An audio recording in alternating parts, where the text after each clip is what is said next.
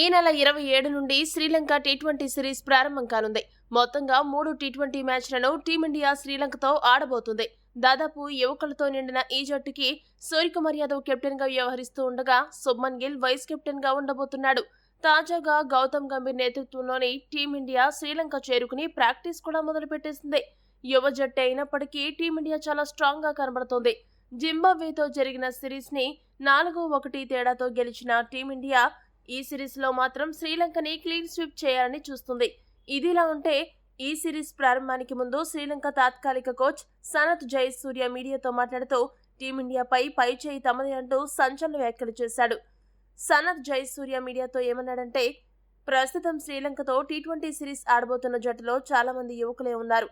రోహిత్, కోహ్లీ, జడ్డు లాంటి సీనియర్ ఆటగాళ్లు టీమిండియా జట్టుతో లేకపోవడం మాకు బాగా కలిసొచ్చే అంశం.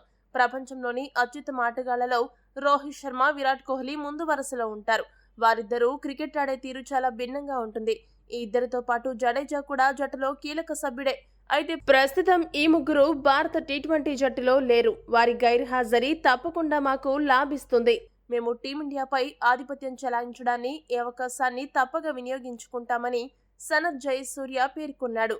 ఈ వీడియో కనుక మీకు నచ్చినట్టయితే లైక్, షేర్, కామెంట్ చేయండి. మరిన్ని స్పోర్ట్స్ అప్డేట్స్ కోసం మా ఛానల్ సబ్స్క్రైబ్ చేసుకోండి.